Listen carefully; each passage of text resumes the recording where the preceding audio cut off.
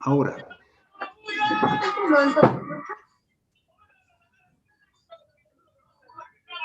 una modalidad, a ver, alguien que tiene...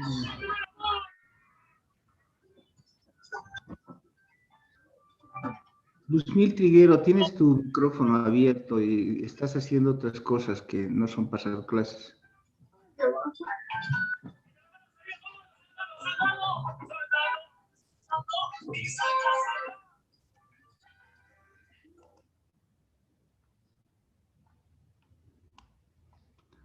Ok. Entonces, las modalidades, por ejemplo, FOB, son que se transfiere el riesgo, se transfiere el control en una unidad de transporte. Puede ser encima del barco, puede ser encima del tren, pueden ser encima de un camión. Bueno, en todo caso, en ese momento, el proveedor lo que hace es entregarle la mercadería con una lista de empaque y cotejan, y el momento que firma la lista de empaque, quien vaya a ser el representante de la empresa, firma, y entonces desde ese momento se transfiere el riesgo y el control. Hasta ese momento, la empresa proveedora lo que habrá hecho es asumir todos los riesgos y asumir todos los costos. Y desde ese instante, quien toma el inventario o la mercadería, en este caso, asume los riesgos y el control, y a partir de ese instante debe efectuar los gastos que correspondan por su cuenta, seguros, manipuleo, las aduanas y todo, los depósitos en tránsito de la mercadería, hasta que esté la mercadería dispuesta en nuestros almacenes para la venta. ¿Ok? Entonces, todos esos costos se asumen. Hay otra modalidad que es el CIF, que se basa en el punto de entrega y hasta ese momento asume el proveedor, por ejemplo, en Arica. Entonces, manda la mercadería, por decir, desde el Japón, sigue estando bajo el control y la responsabilidad del proveedor. Suben al barco, embarcado, pues el barco lleva la mercadería hasta Arica y desembarca en Arica y lo deposita en algún lugar. Normalmente hay unos galpones o almacenes ahí, o también existen unas cabinas especiales. Y entonces ahí lo que hacen es entregar a alguien igualito, pero en Arica, a alguien, y ese alguien con la lista de empaque igual coteja, pero la modalidad es que todos los costos y gastos en la modalidad CIF corren a partir del proveedor hasta el punto de entrega. Y desde el punto de entrega recién corresponde al comprador los costos y gastos hasta poner en almacenes. ¿Eso qué define? En realidad, en un momento define el hecho de que, dependiendo de la modalidad, cuando uno al proveedor le envía dinero, solamente es un anticipo a proveedores.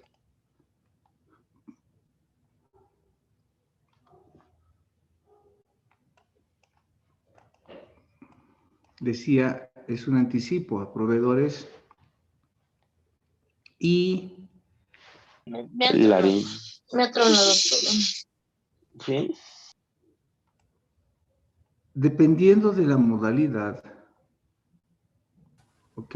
Eso puede transformarse en mercadería en tránsito, ya sea según sea CIF o según sea FOB. ¿Ok? Se transforma en mercadería en tránsito si es FOB, cuando ya suben al barco o al transporte. Se transforma en mercadería en tránsito en la modalidad CIF recién en Arica. Mientras tanto, solo era un anticipo de proveedores, porque no estaba bajo su control ni su responsabilidad. Y ya cuando llega a los almacenes y está dispuesto para la venta, esta mercadería que está en tránsito se transforma en inventario. ¿Ok? Claro, ese es el punto de vista del comprador. Y el punto de vista del proveedor o vendedor es sobre todo cuando reconoce la venta. ¿Ok? Entonces, cuando recibe el anticipo de los clientes y efectúa con la modalidad FOB la entrega de la mercadería en el lugar que corresponda, entonces se transforma recién en venta. Y en ese instante también gatilla un otro asiento que es el costo de ventas, ¿no? Bueno, ahorita lo que nos interesa a nosotros es el punto de vista del comprador. ¿Ok? Eso lo hemos visto solo como repaso. Entonces, hemos estado entrando a lo que se llama el reconocimiento. El reconocimiento es sinónimo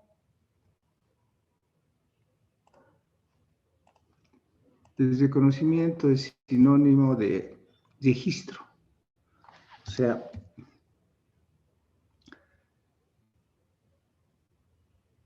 así de lenta está la máquina, pero esta es la última vez que utilizamos esta máquina.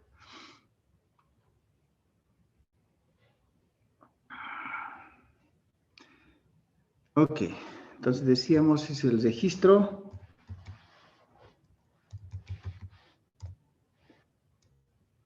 Es el registro contable. A partir de el control y la transferencia de riesgos. ¿Ok? Entonces, eso es en realidad lo que significa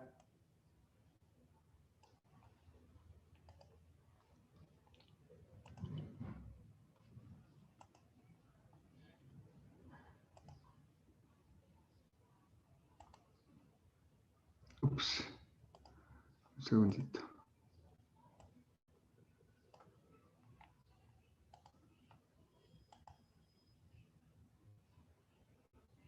¿Ok? Eso es lo que significa. Entonces, ¿cuándo se reconoce un inventario? A partir de la fecha en la que la entidad tiene los riesgos y ventajas inherentes a la propiedad de los inventarios. ¿Sí? Localmente, digamos, las modalidades SIF, FOB, puede ser que no sean aplicables bajo esas condiciones. Entonces, lo que estamos diciendo es en qué momento se transfieren los riesgos y ventajas. Y ahí pueden existir muchas otras modalidades que ustedes deben estudiar. Ejemplo, condiciones de entrega, ¿no? O transferencia de dominio existen como la modalidad llave en mano o una modalidad de avance de obra. Una modalidad llave en mano es que uno puede encargar, por ejemplo, la construcción o la producción de algo. En materia de construcción, por ejemplo, puede ser que la empresa se dedique a comprar y vender departamentos en edificios. Para una empresa constructora o que vende este tipo de bienes, los departamentos son inventario. Bien. Pero ¿cuándo se registra el inventario? Es la pregunta. Entonces, ¿cuándo se transfiere de dominio? ¿Cuándo se transfieren los riesgos y ventajas? Una modalidad puede ser según el avance de obra y según el contrato, obviamente, que se tenga. El contrato puede decir que es llave en mano. Entonces, eso quiere decir que uno anticipa al constructor dinero y eso solamente es anticipo. Y espera a que un día el departamento o los departamentos estén terminados y el proveedor lo que hace es entregarle cuando está terminado la obra, en este caso los departamentos.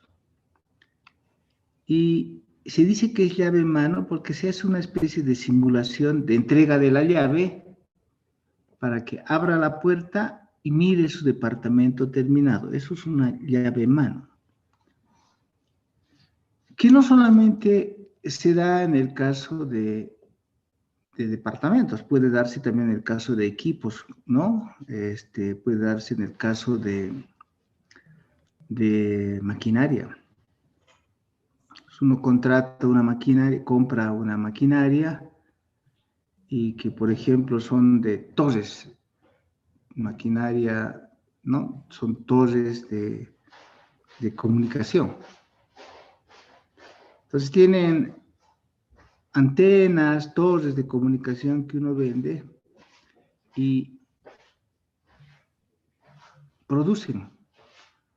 Y uno dice, bueno, quiero esas torres funcionando. Por lo tanto, cuando me digas que está funcionando, voy a ir y me las entregas. Eso se llama llave en mano. ¿Ok? Bueno, hay diferentes formas. En situaciones más simples, por ejemplo, pueden ocurrir, depende del tipo de negocio, en restaurantes, en vidrierías, cuando uno transfiere el riesgo o la ventaja. Siempre esa es la pregunta. ¿Cuándo hace la transferencia de dominio? ¿Cuándo se entrega el bien? Por eso es una transferencia de dominio. En ese momento hay un desreconocimiento o reconocimiento del inventario. Entonces, como dice la norma, en algunos casos la propiedad se transfiere con la entrega. Eso se llama llave en mano. Si ustedes quieren así, es llave en mano. Así se conoce la modalidad. En otros casos, la normativa legal es la que establece cuándo se transfieren los riesgos y ventajas. ¿Ok?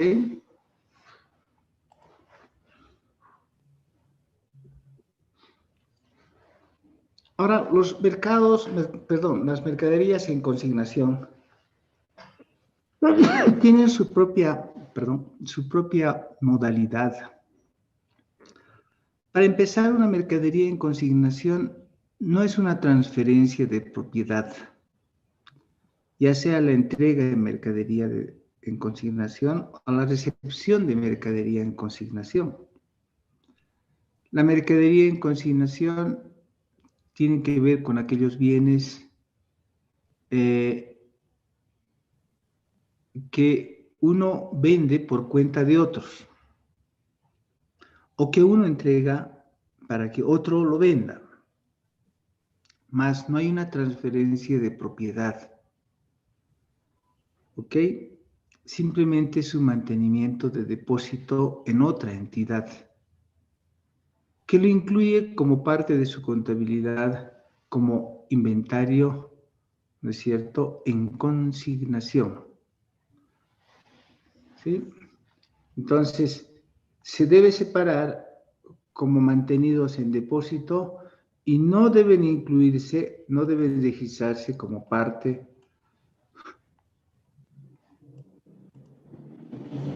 de la existencia de la propia entidad. ¿Ok? Simplemente es eso, mercadería en consignación. Ahora hablemos de la medición. La clave de la medición es bien simple. En el concepto de costo mercado el más bajo, ningún inventario puede sobrepasar la medición o el valor de haber comparado entre costo o el valor neto realizable, cualquiera de ellos el menor.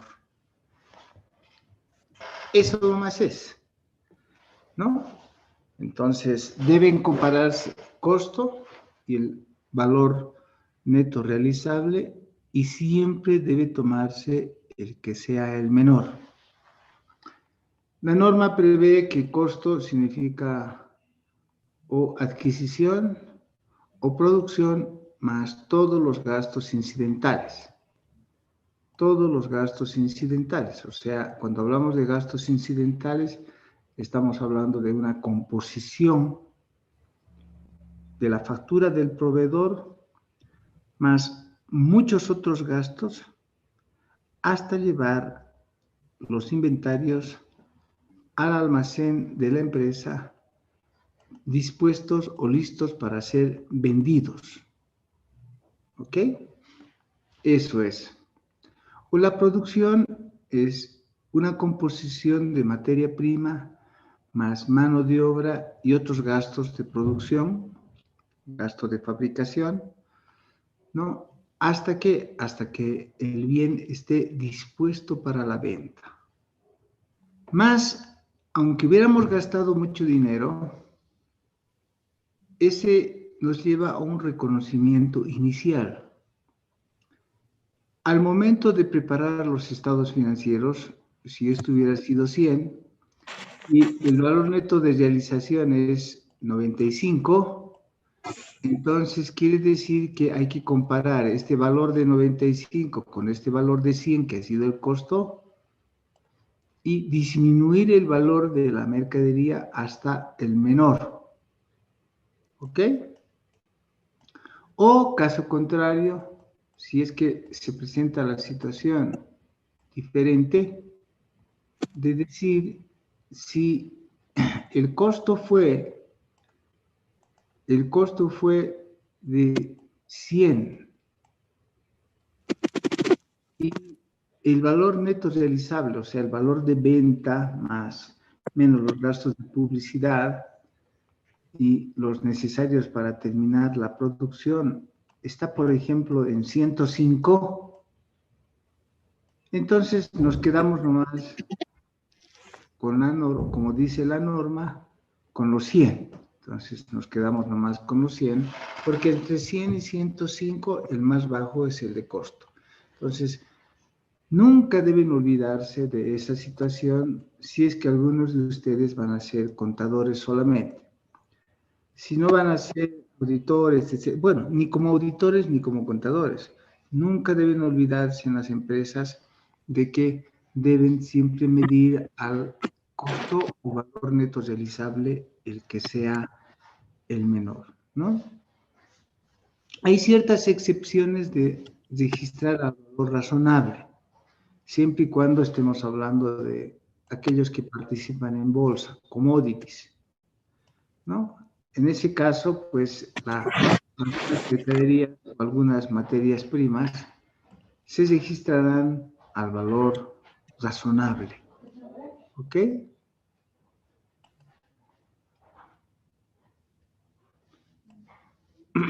Bien. O en los casos en los que se tengan artículos agrícolas, ¿no? O si se tienen activos biológicos. Es probable que no pudiendo controlar el costo, entonces es mejor registrarlos a valores de mercado o valores razonables.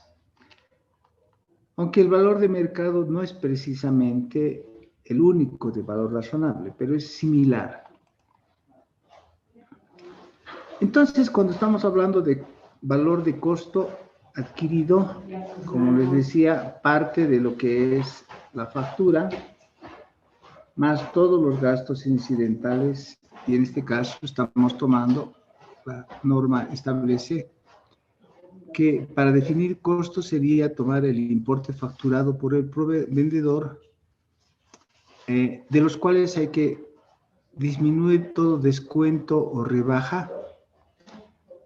Si hubiera incorporado también intereses, no se pueden incluir los intereses de préstamos que hubieran sucedido para hacer los inventarios, a no ser que esos préstamos superen a un año, o sea, fueran de largo plazo, y en ese caso hay que aplicar la NIC 23, que significa costos por préstamos que podrían ser incorporados a los inventarios, pero como los inventarios rotan,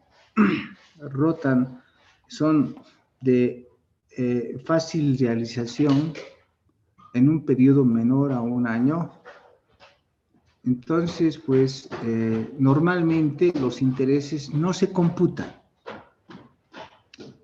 Excepcionalmente podría computarse, pero normalmente no se computa. Si tuvieran algún impuesto no recuperable, ya sea en el exterior o en el trayecto, ¿no? Y hubieran algunos impuestos que no fueran recuperables, también esos suman al costo.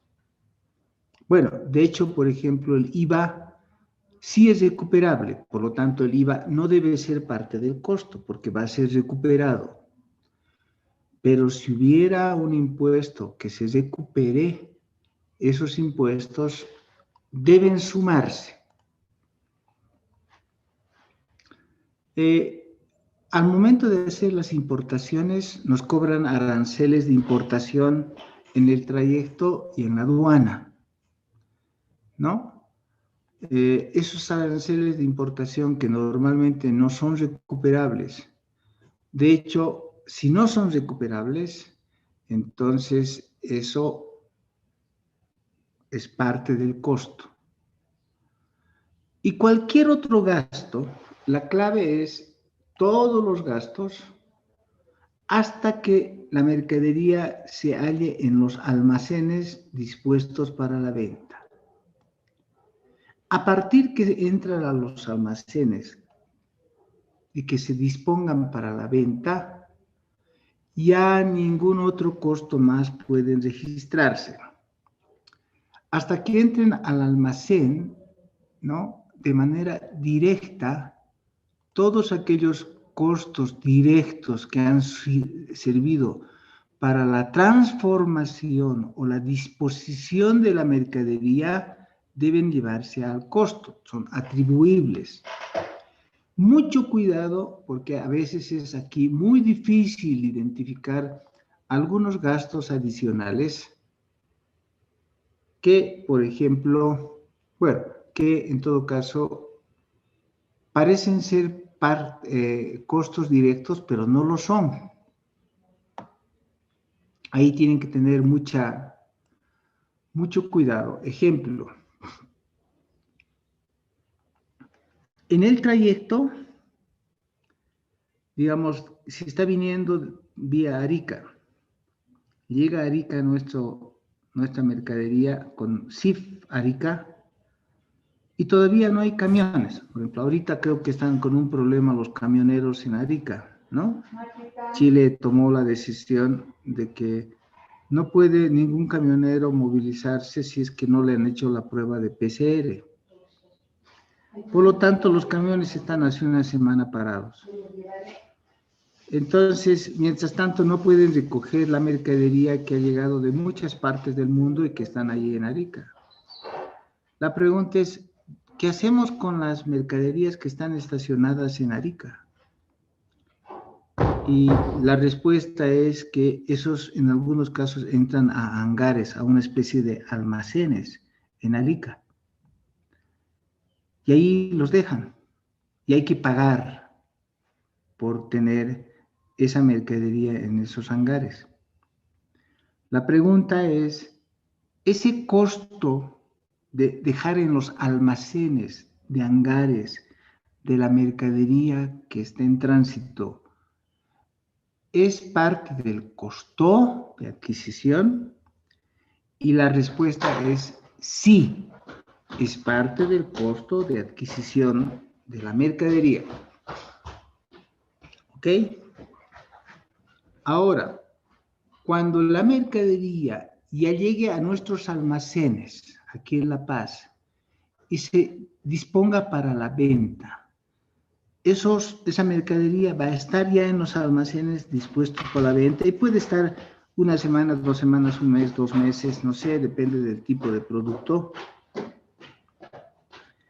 La pregunta es, ¿esos gastos de almacenes son parte del costo? Y la respuesta es no. Ya no son costos directamente atribuibles al transporte o a la transformación de los inventarios hasta que estén dispuestos para la venta. Esos costos de almacenes son gastos de administración. Por ejemplo, puede ser que tengamos el sueldo de aquellas personas que vigilan el transporte de la mercadería en el trayecto desde Arica hasta La Paz. Hay personas que recogen la mercadería, ¿de acuerdo? Con el packet list o con la lista de empaque o con... ¿no? Entonces, esas personas ganan un sueldo. La pregunta es, ¿el sueldo de aquellas personas que se dedican al manipuleo, que se dedican a manejar la mercadería hasta que llegue a los almacenes, el sueldo de esas personas sí son parte del costo de adquisición? Pero alguien dirá también, pero el sueldo del contador que está controlando el costo de los inventarios, no, esos no son costos directamente atribuibles a la mercadería. Esos son, el sueldo del contador es gastos de administración, no va aquí, ¿ok? Por eso dice aquí costos directamente atribuibles a la adquisición de la mercadería. Entonces, el pago que se hace a los bastilleros, a los que manejan la mercadería del barco, a camiones, etcétera, esos sí son parte del costo. ¿De acuerdo? Mucho cuidado con la forma en que uno va definiendo qué va al costo o no de adquisición. Es costo entonces todos los gastos atribuibles de manera directa. ¿Ok? Hasta que la mercadería llegue a los almacenes. Preguntas.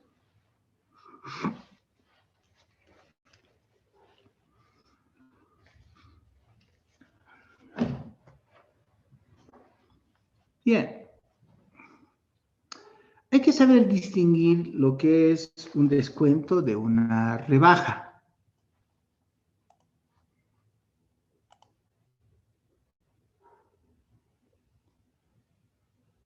Normalmente un descuento es una política. ¿Ok? La diferencia con la rebaja es que la rebaja es eventual. ¿Ok? Esa es la gran diferencia. Por ejemplo, los descuentos están en la política de la empresa. Si alguien lleva al por mayor la mercadería, entonces le ofrecemos una rebaja del 5%. ¿No? Ese es un descuento. A veces yo me voy a comprar, por decir, a ver qué, medias de textilo. Y digo, ¿cuánto es esa media? Me dan la media y me venden la media con un importe. Y me dice, llévese una cuartita o llévese medias por docenas porque tienen descuento. Si usted lleva una docena, tiene un descuento. Si lleva 3, cuarta docena, tiene un descuento. Eso es un descuento habitual. La mercadería no cambia. La mercadería tiene la misma calidad. Lo único que esto es que la estrategia de comercialización de la empresa es con descuento, si es que uno lleva más mercadería al por mayor. O también puede darse la situación en la que a uno le hacen el descuento por pronto pago. Si usted compra y nos paga en los siguientes 10 días, entonces le damos un descuento del tanto por ciento. ¿Ok? En una modalidad de descuento. A diferencia de la rebaja es excepcional. No es habitual. Eso se debe a ciertas circunstancias de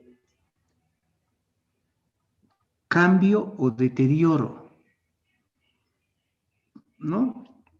Por ejemplo, estamos en ropa de invierno, más bien en ropa de verano, vendiendo ropa de verano, y ya llega el invierno. Entonces, ¿quién va a querer una blusa delgada, transparente? Además, va a pasar de moda para el siguiente año. Entonces, se ofrece una rebaja por tiempo, por temporada, por la moda, por el estilo. ¿Ok? Porque ya viene la temporada de invierno y la gente compra ropa de invierno.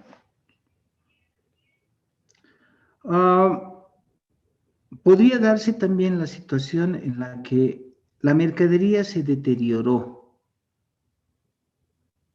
¿no? Por decir, si vendemos azúcares, si vendía azúcares, entonces el azúcar, la bolsa de azúcar tiene algunas malogradas, algunas partes. Entonces uno dice, bueno, todo este lote de azúcar lo ofrecemos con 10% de rebaja. Si el valor por quintal era de, bueno, estoy diciendo cualquier cosa, 500 bolivianos, entonces los ofrecemos por 400. Pero llévense porque esta mercadería está dañada. Hay gente que compra con rebaja, por ejemplo en azúcar, ¿no? Si están las bolsas un poco dañadas, entonces se lo llevan y las reembolsan. Las ponen en bolsas sanas, pero decía pues con riesgo, bajo su propio riesgo, y las reembolsan y las venden en bolsas más pequeñas. Eso es válido. En todo caso, han comprado esa mercadería con rebaja. Por ejemplo, las grandes fábricas venden a veces, y muchos países como en Bolivia compran, mercadería que está un poco dañada, pero no está mal. Computadoras que en la primera fase han fallado, pero era porque no estaba bien su enchufe. Entonces ellos ya no quieren volver a desarmar las computadoras, ¿no?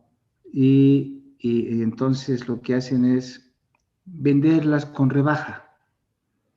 Hay mucha gente que rescata computadoras con rebaja, se las lleva.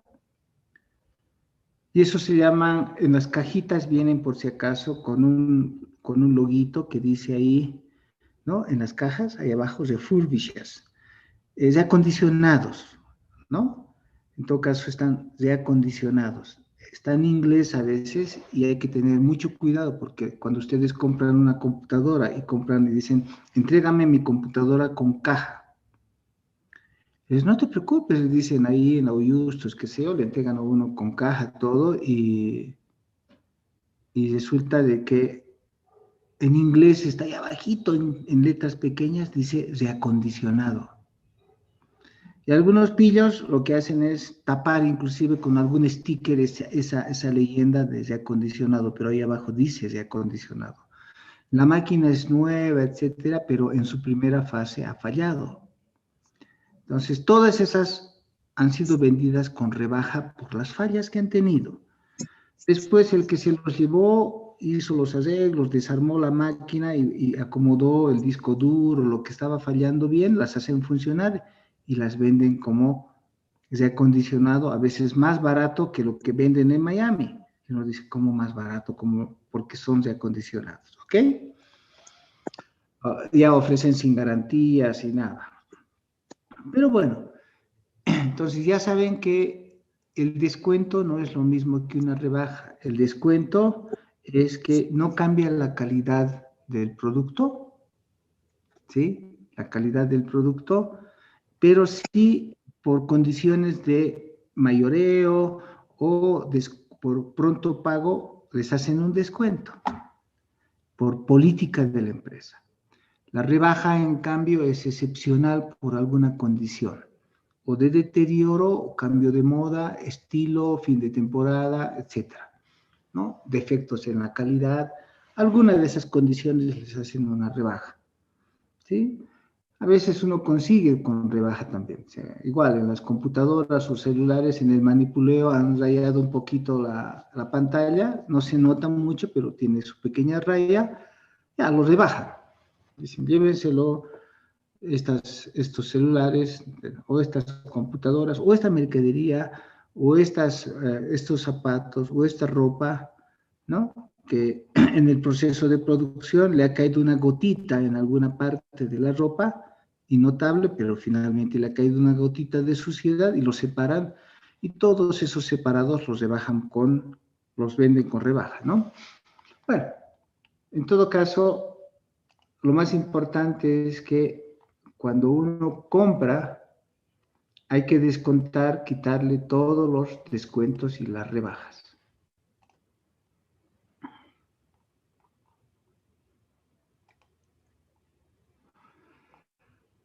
Entonces, tomar los costos, los descuentos y las rebajas, y hay que tener mucho cuidado con los intereses, porque a veces muchos quieren que los intereses incluyan en el precio. En todo caso, los intereses no deberían incluirse, o en casos excepcionales tal vez, siempre y cuando los intereses sean de largo plazo. Entonces, la idea es que deben registrar todos los costos hasta que los gastos, hasta darle su condición de ubicación. ¿Ok? O sea, hasta que estén dispuestos para la venta. Mucho cuidado con confusiones. Por ejemplo, háganse esta pregunta y respóndanse. Si la mercadería está aquí, ya llegó a La Paz, está dispuesto para la venta. Ejemplo, automóviles. Ya llegaron los automóviles para la venta. Hasta los pusimos en la vitrina, ahí en toda la avenida de Calacoto para la venta. Ahí están todos los autos para venderse. O están en nuestros almacenes, ya dispuestos para la venta. Y cada vehículo costó, con todo el tránsito e importación, por decir $20,000. Y de pronto se abre la feria en Santa Cruz. Y dicen, va a haber feria, la expoferia en Santa Cruz. Necesitamos que los 100 automóviles los lleven a Santa Cruz. Pregunta. Los gastos de transporte a Santa Cruz para la venta en la feria exposición de Santa Cruz son parte del costo. Sí. Perdón, ¿alguien quiere responder? ¿Qué dice? No. Susi dice que no. ¿Ok? ¿Qué serían entonces, Susi, esos gastos? Es venderse la parte. Porque son gastos, ¿no? Un gasto de transporte. ¿Perdón? Un gasto de transporte. Pero ya no forma parte del costo del producto. O sea, son parte de, digamos, le vamos a llamar así. Está bien, gastos de transporte, pero dentro del rubro de gastos de comercialización. ¿Se dan cuenta, no? Porque tampoco son gastos de administración. Porque sus posibilidades son que o vaya a gasto financiero, o vaya gasto de administración, o vaya como gasto de comercialización. En ese caso son gastos de comercialización. Ahí están transporte, publicidad, etcétera, pero ya no son parte del costo. Entonces, cuidado. Se computa todos los costos hasta que estén en almacenes. Esa es la clave. Y además sean atribuibles de manera directa hacia el inventario. Hay que siempre identificar eso. ¿Sí? Ok. No le pongan cosas como, por ejemplo, a ver, situaciones que no es atribuible a la mercadería. Voy a imaginar alguna. Llegó la mercadería a Arica. Digamos que son químicos. ¿Está bien? Químicos. La mercadería ya nos fue entregada, hubo la transferencia de dominio, ya no está bajo el riesgo del proveedor, son los químicos. Pinturas, por ejemplo, también. Si en un determinado momento, en el manipuleo, en cualquiera de las situaciones, se caen las pinturas, peor, se caen los químicos, se rompen y dañan el medio ambiente en Arica. Y el gobierno chileno impone una multa, ¿no? Más multa porque hay leyes medioambientales. Y si la mercadería nos costó, por decir, 100.000 bolivianos y la multa es de 30.000 bolivianos, porque cayó los líquidos y tuvimos que pagar multas y además limpiar los daños al medio ambiente, todo, y fue 30.000 el gasto. Pregunta, ¿eso es parte del costo de las mercaderías que se venían en transporte? Eso quiere decir que si la mercadería costaba 100.000, ahora vamos a aumentar 30.000 y va a ser 130.000. Sí. ¿Qué dice? ¿Es parte del costo de la mercadería? O sea, No. aquí la respuesta estaba en que para que sean parte del costo, tienen que ser gastos directamente atribuibles en su transformación o adquisición. Directamente. Si son zapatos, colaron los zapatos. Si son zapatos, pusieron pintura a los zapatos, los volvieron zapatos negros, eso es directamente atribuible a la transformación de los zapatos. ¿No? El manipuleo de las personas, quiero decir, el que ha hecho los zapatos, el sueldo del zapatero va al zapato, a mano de obra. ¿Está bien? Y todos los gastos para transformar la mercadería. Ahora, las multas porque se cayeron los bidones, no sé qué, de químicos y nos cobraron multa en Arica, esos han servido para la transformación de la mercadería. La mercadería ha adquirido mayor valor. ¿Ha mejorado la mercadería, el inventario, si es que se causó daño público en Arica? ¿Qué dice? No. Entonces, esos gastos no son directamente atribuibles a la transformación del inventario. Esos 30,000 de multa son pérdida. ¿Recuerdan ustedes cuando estudiamos el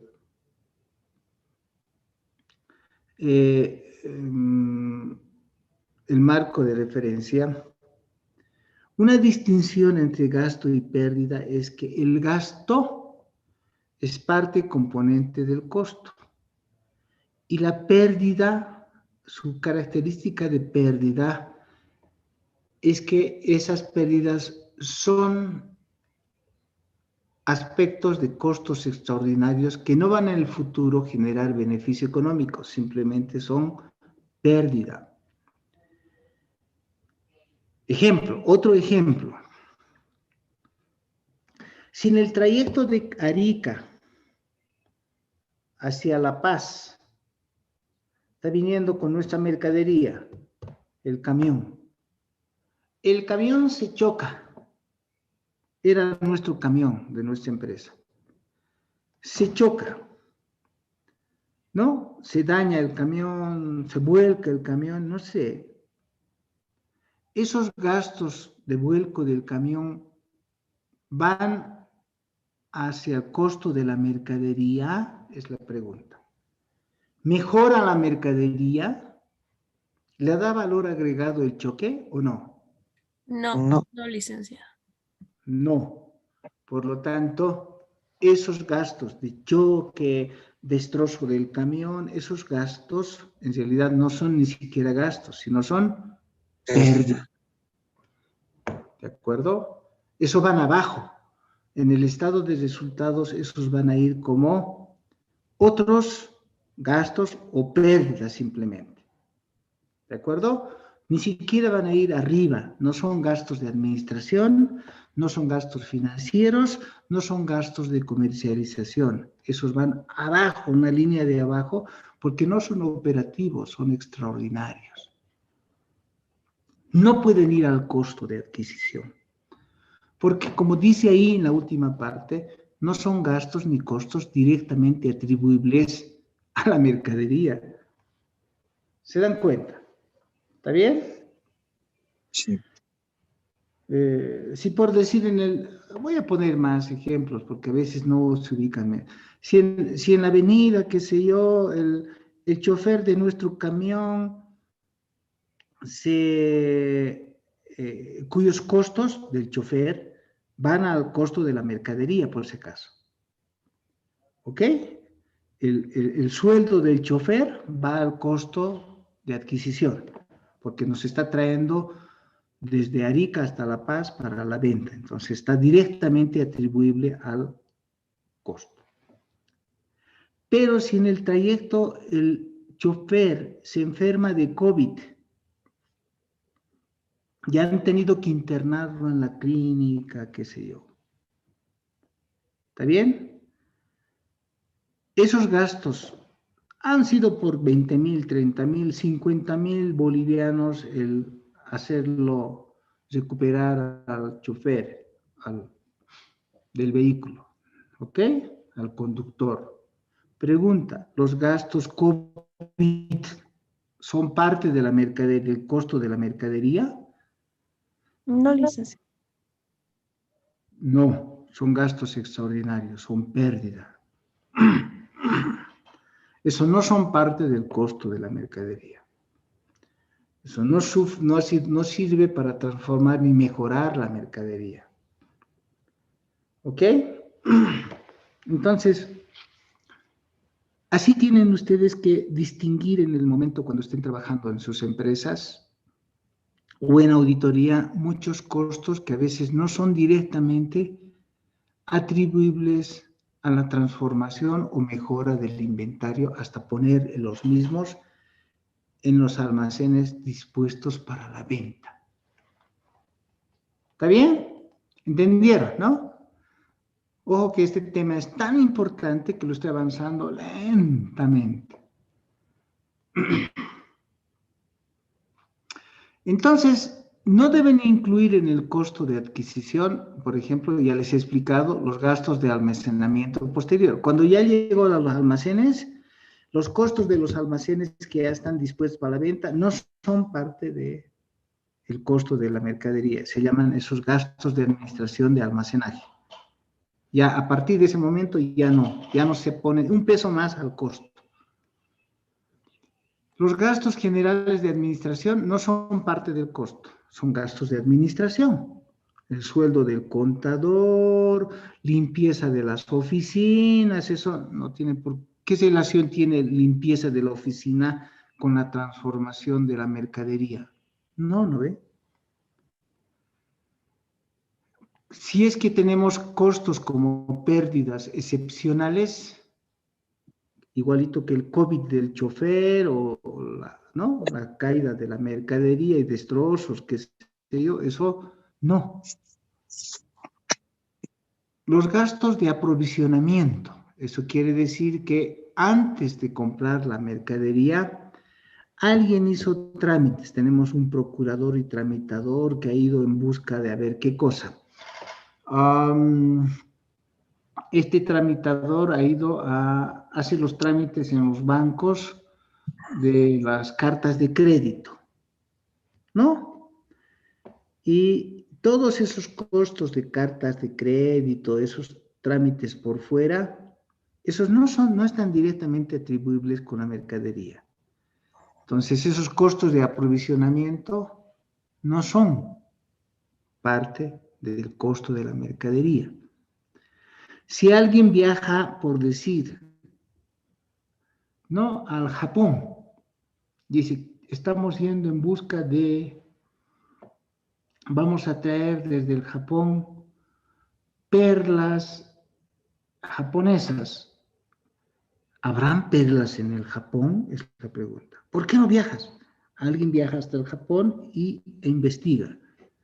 Y dice, sí, hay perlas en el Japón, ¿no? Perlas negras, blancas, de tal tipo. Sí, hemos encontrado. ¿Esos costos de viaje son parte de las perlas? Si las perlas todavía ni siquiera las hemos comprado. Esos gastos de aprovisionamiento son simplemente gastos. Las mermas. Si en algún momento la mercadería se cae por alguna razón, ¿sí? Por decir sus envases, se cae la mercadería y hay que reenvasarlas. Todos esos gastos de reenvase porque la mercadería se dañó, se deterioró, esos simplemente son gastos, no son parte del costo de la adquisición, no mejoran el inventario. El inventario vino mejorado, hubo un daño, ¿ok? Si en materia de producción se está produciendo la mercadería en la fábrica, ¿sí? A ver, errores que se cometen. ¿Qué error he visto en algún momento? Esta es una empresa que enlataba refrescos, por decirlo, o cerveza, no importa. Para producir los envases de latita, que ustedes toman a veces el refresco en lata, hay una forma de cortar las planchas de esa lata, porque llegan planchas, ¿no? Y hay una fábrica de envases, ellos mismos tienen sus fábricas de envases. Esas planchas que se tienen se transforman en, a ver, les voy a hacer un gráfico aquí para que ustedes entiendan lo que estoy diciendo. De hecho, la máquina está lenta, pero es la última vez. Les prometo que es la última vez porque ya estoy ahorita llevando mis archivos a la nueva máquina. Bien. Lo que estoy queriendo decir es que, por decir, si tengo una plancha que llega para hacer los envases, ¿no?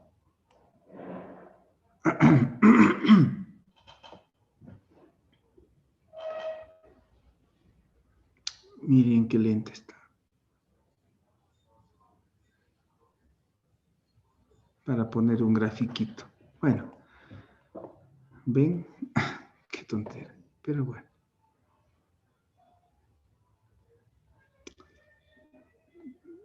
Bien, llegan las planchas así.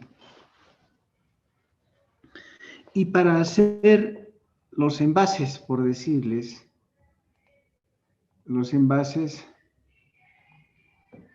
obviamente había que cortar las latas. ¿Sí? Digamos que son así.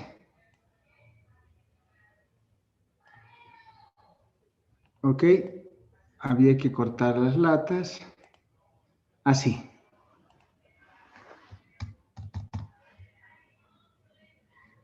Está copiando uno por uno.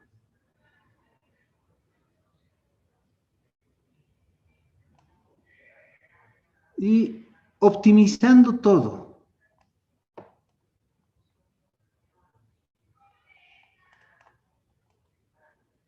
Y compraban esas planchas con lo cual se cortaba así las tapas de las latas de envase.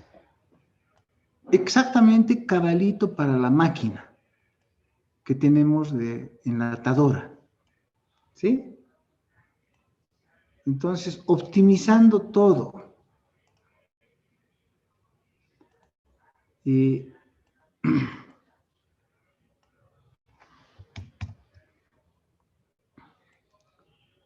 entonces, las láminas eran, además, la enlatadora debería recibir esas planchas. Ahí se optimizaba todo lo que significa, y además estas planchas que tenemos nos costaban, qué sé yo, a un valor de 100. Y resulta que alguien se equivocó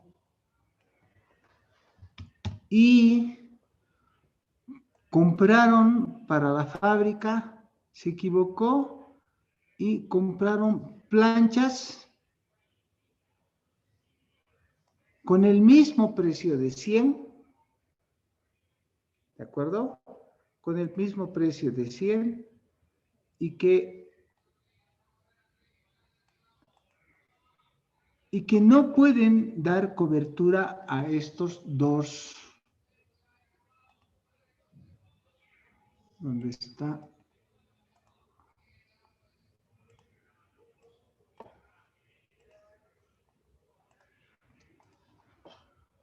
Y por lo tanto,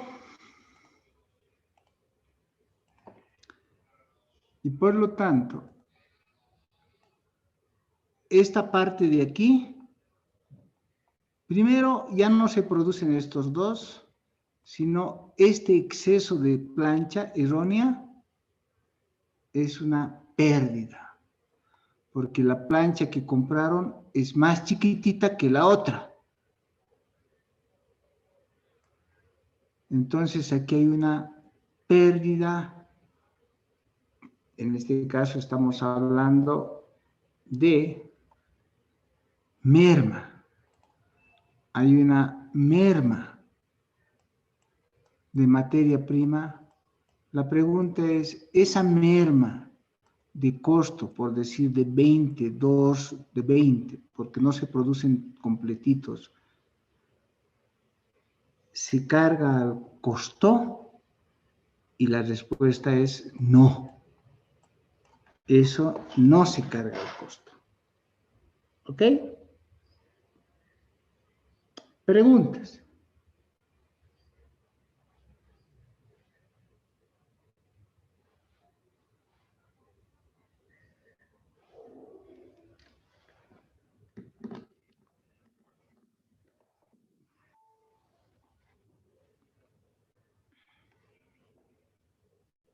No hay preguntas.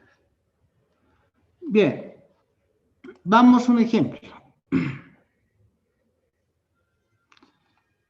Vamos a tomarnos una clase más y hacer algunos ejercicios el día martes y es muy probable que el día jueves tome el examen de inventarios. Ejemplo. A es una empresa que vende muebles. Aquí le cambiaremos, diremos que es una empresa.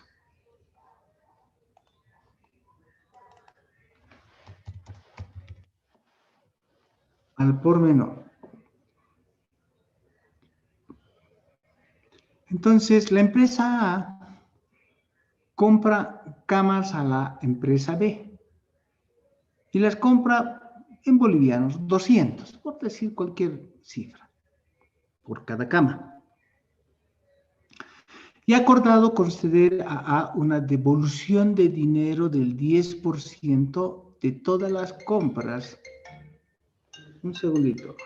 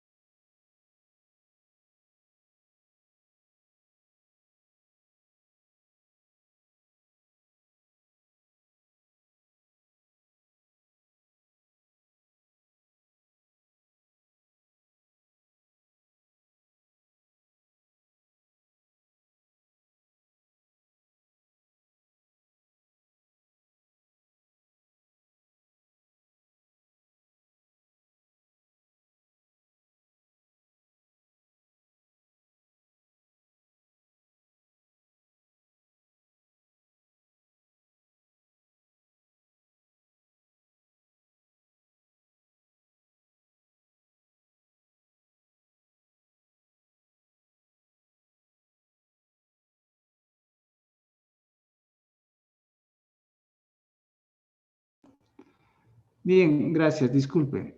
Entonces han analizado el caso, ¿no? Entonces, se le devuelve el dinero el 10% de todas las compras si compra un mínimo de 10.000 camas, ¿no? En un periodo de 12 meses. De acuerdo con la experiencia, es probable que A compre las 10.000 camas a la entidad B. Eso quiere decir que inclusive esto es bien importante, la probabilidad. En ese caso, ¿qué habría habido? ¿Una rebaja o un descuento? Díganme ustedes. ¿Es una rebaja o un descuento? Descuento. Descuento. Es descuento porque no tiene que ver nada con la calidad del producto. El producto no está dañado, el producto no está dañado ni por la moda, ni por nada. Las camas son las mismas nomás, solo que si me compras al por mayor, te rebajo, pues, o ¿no? Te doy un descuento, en este caso, del 10%. Cuando dice aquí devolución, esta devolución es un descuento. ¿Ok? Bien. Entonces, eso debe quedar registrado ya no a 200, sino a 180, y eso será un 20% de descuento. En este caso, no es una rebaja, es un descuento. Vamos. Si ampliamos el ejemplo anterior, supongamos que no es probable que la entidad compre las 10.000 camas, ¿no?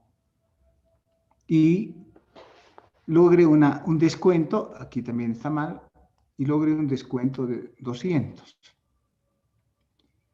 Entonces, la mercadería está todavía en poder de A, ¿no? El resto han sido vendidas. En ese caso, obviamente, lo que hay que hacer es hacer esa deducibilidad de las 20 unidades y por ello 80.000 que tiene que ver el descuento, no es de baja, que debería destinarse a reducir el costo de los inventarios, mientras que los restantes 60 deberían reconocerse esos resultados inmediatamente como una reducción del costo de ventas.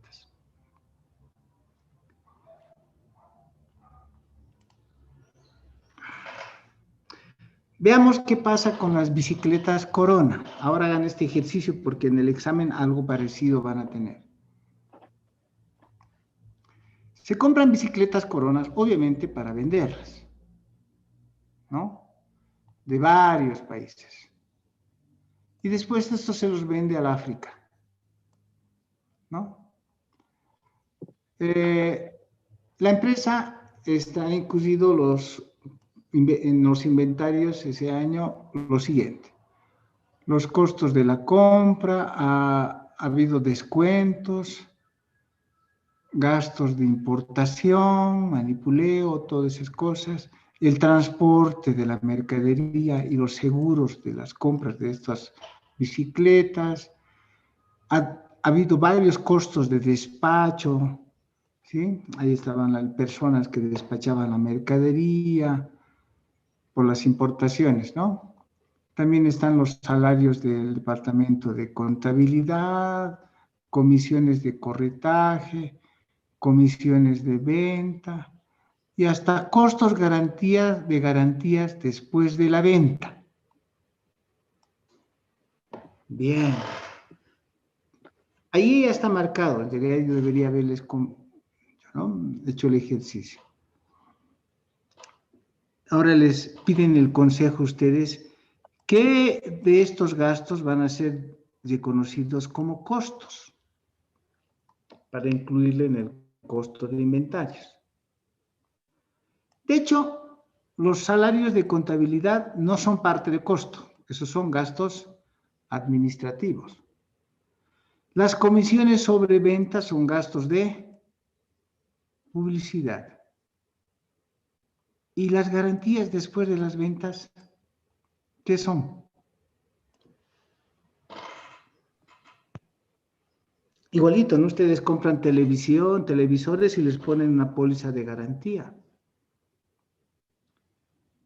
¿Qué dicen? ¿Las pólizas de garantía transforman el inventario? No. ¿Están directamente relacionados con los inventarios, con las bicicletas? No, licencia. No, dice su compañera. Veamos la respuesta. Las partidas A, B, C, D, E, F y G. A, B, C. Esta. A, B y C. D, E. A, B, C, D, E. D y E son parte componente del costo según inventarios. Los sueldos de contabilidad, las comisiones de corretaje, las comisiones de venta a pagar a los agentes de venta y los costos de garantías no se consideran costos. ¿Por qué? Porque esos no son parte de la transformación del inventario. Entonces, ya nosotros lo habíamos reconocido. Las garantías. Y, ojo, está en duda F. Y F, bueno, F, y comisiones de corretaje de los agentes, ya lo habíamos descubierto, esos no son parte del costo de los inventarios. ¿Ok? Entonces nos dice, ya sabíamos,